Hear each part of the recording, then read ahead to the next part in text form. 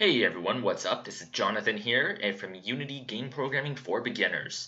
And in this video, I wanted to talk to you about what is text.text.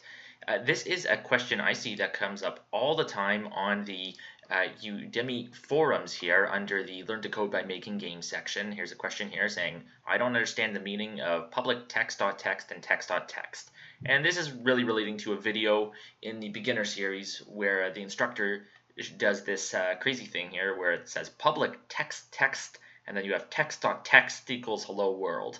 And that's just a lot of usage of the word text, so I can definitely see why to a beginner this looks very, very confusing. And I just wanted to clear that up, what exactly that means and how you can control text elements in your game. So if we take a look here at Unity, I've created a duplicate of this. I have a canvas here and I have a text element that I've called text.text just for consistency. And here we have a game object with a script on it called the text controller. So let's go ahead and open this up.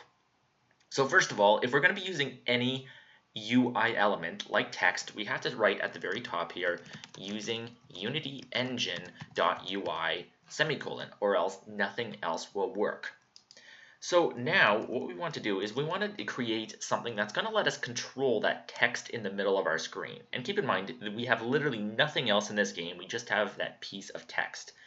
So in order to do this, first of all, we have to let our script talk to that text element. The two of them have to be able to connect. So to do that, we're going to start by writing the word public. Now, next, we have to let it know what we want it to control. So in this case, it's simple. We want it to control a text element. So we write text with a capital T. And this is just going to tell Unity that we are going to publicly allow the script to talk to that text element in the game. And now we just give it a name. And this is where it was getting confusing in the lecture because they just called it text. And that was the name. But we're going to call this, we're not going to call this text here. We're going to call this something a little more descriptive. And we're going to call this our game piece because that's the only game piece we have. I could call this anything I want, but now instead of text we have text game piece, which is already a little easier to understand. Now I'm going to save this script and I'm going to go into our inspector, and under my text controller it's going to be asking me what is game piece, and you can see it says none text. Well, I'm just going to take this text element here from the hierarchy and drag it and drop it right onto here.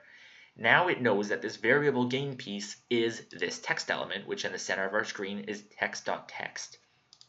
Now, we don't want it to say text.text because that's very confusing. We want to get rid of that. So over here under our void update, we are going to write an if statement. And we're going to say if input.getKeyDown is equal to keycode.space. So basically, if we press the space bar, we are going to do something. Well, we're going to just change what that text element says. So in this case, we are going to write gamepiece.text. And actually, before I even write this, when you press the dot, you can see all the things you can do with this text element. Well, the most simple thing you can do is just literally change what it says. And to do that, you write the word text.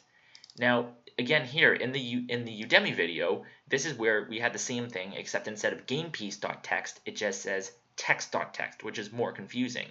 Well, we don't want it to say text.text because that's not the name of our variable. Our variable is named gamepiece. Now, we're going to say this equals, and we'll just make it equal to what we named it. We'll just call it gamepiece.